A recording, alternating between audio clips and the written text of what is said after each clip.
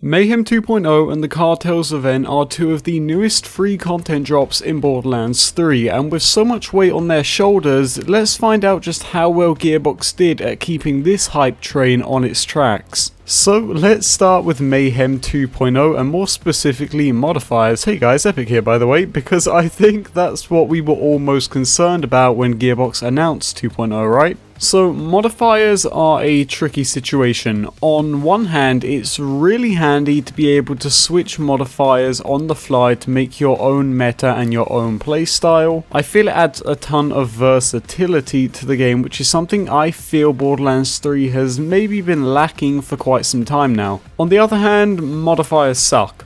And they suck because it makes everything in the game situational. For example, if I was to post a Mayhem 10 build with my preferred modifier set, I could potentially receive quite some hate because commenter 268 doesn't like using those modifiers. This will then result in my build being rendered half as useful when they go and use it in their game, thus resulting in them then saying that my build isn't as useful as I said it was. Now of course this is all situational and 100% down to discretion, but it is something that is going to be a challenge moving forward. Also, most modifiers can be extremely punishing, like one where you literally deal minus 75% crit damage, and I swear to Lord Ellie herself, no one wants to play with that. Again though, this is all saved by the feature allowing you to roll your own modifiers on the fly to change the way that you want to play, and of course this is free to do as well, so it's really easy. Now, as a solo experience, this is great, but you might bump heads with people if your modifier preferences clash in co-op. But nonetheless, I do think modifiers are, they kind of weigh out the bad with the good, but at the same time the bad weigh out the good. It's very complicated. So moving on, I want to talk about something very important to me, which I feel Gearbox didn't do justice here, and that's the progression system. Now, usually when you add an endgame leveling system for top tier players, you always want to hand feed it to them slowly so that their instinct to jump to the highest challenge isn't automatically there for them from the get-go. A good example of this is the progression for Mayhem 2.0. You see, in Mayhem 2.0 you don't really need to beat any kind of arena or level or anything else in order to jump to Mayhem 5 or 8 or 10. Now in this case it's there for you from the get-go, and I fully understand that some people like that, but in this case I think it's more of a bad thing than a good thing. You see, when you take away a forced progression system, or at least a progression guide from a high level piece of progression, you force the player to do something I could only refer to as blind leveling. Blind leveling is kind of like when the player doesn't really know how they want to progress, and since there's no infrastructure there for them, they just jump headfirst into a brick wall. I first found this out when trying to jump to Mayhem 10. Of course, I don't want to farm my way up to the highest Mayhem levels scrapping my gear each time unless I absolutely have to. So I would instead just try to jump and skip levels directly and just try and get to 10 as quick as I could, which you would think in theory would work. Well, once you are forcefully knocked down again and again, you then realize that you need to go and farm gear on each individual level in order to progress properly. And with no leveling system or infrastructure available to you, this is when it becomes more of a chore than an endgame activity. Now again, this is totally subjective, and newsflash, you can disagree with someone without insulting them, but I think you get my point. Now a good idea would be to make the totally amazing cartel map its own mini gauntlet and have the player beat it to receive perhaps 1 to 5 world drops from the Mayhem level above at the end of each run, but that's just my idea. Of course Gearbox could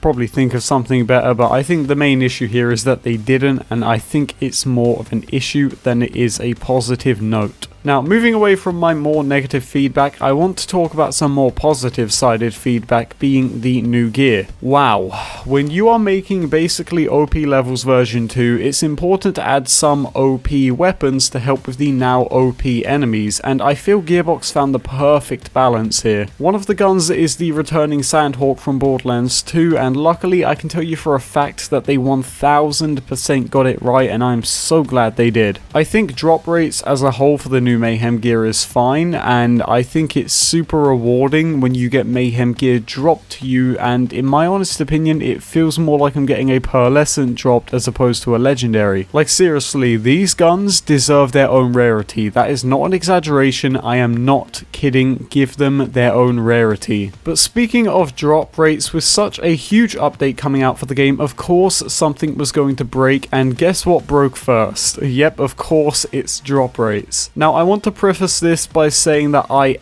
do not want them to change the drop rates on Mayhem Gear. I think it's fine, leave it, don't touch it. And B, I would rather the drop rates be broken how they are, with one person getting maybe 2 legendaries on Mayhem 10 as opposed to 45 legendaries on Mayhem 10. However, drop rates are broken, and I fully understand that. I've had numerous times where I've killed a boss on Mayhem 10 and received purples, my friend has killed Agonizer and received only green COV launchers. It's an issue, and I have no idea how they broke it.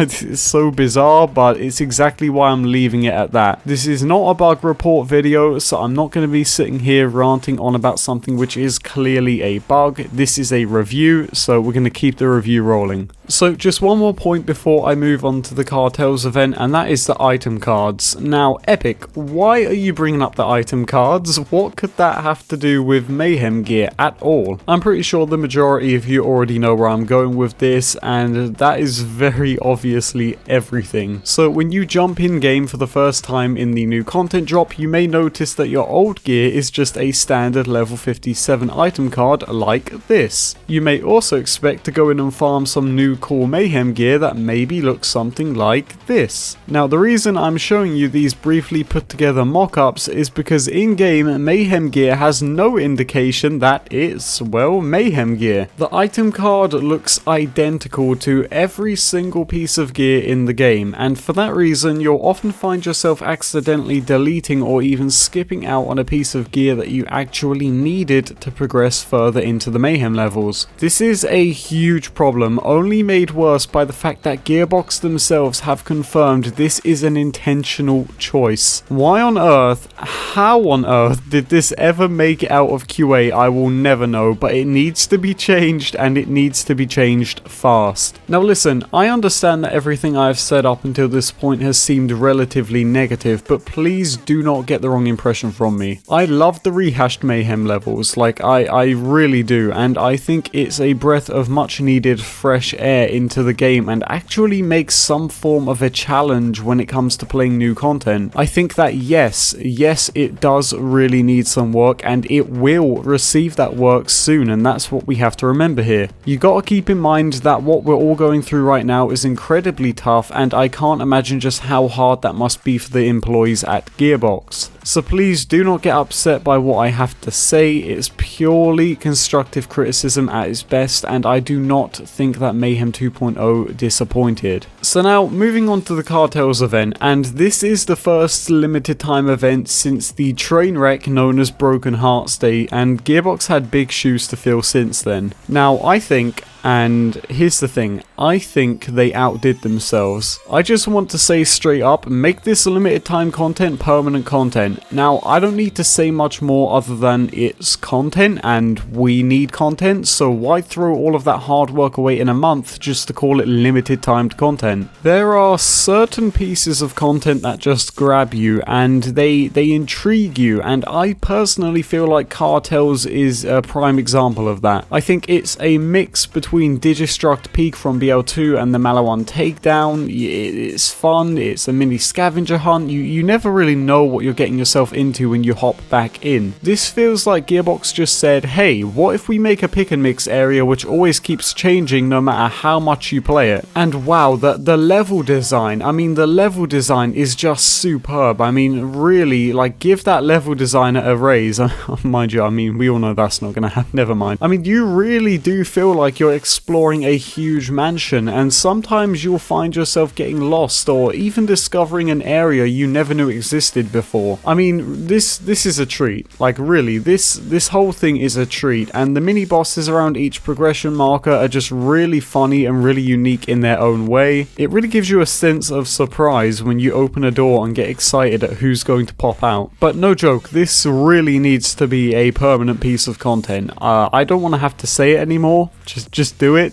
Just make it permanent, please. All in all, I'm having a ton of fun with this new content, and my summary is simple. It has teething issues for sure. We've established that. We knew it would. Anyone who wants to try and tell you that they expected perfection are the same people who expected perfection from BO3 at launch, and those people are going to be disappointed when they find out the teething issues that this update has. But nonetheless, this is a huge step forward, and if this is how Gearbox keep building endgame and just content in general, then we're in for a treat moving forward. All they have to do now is add raid bosses and pearlescence, and man, this game is just so close to being picture perfect. Like, please Gearbox, just take a breath and please, for everyone's sake, don't fuck this up.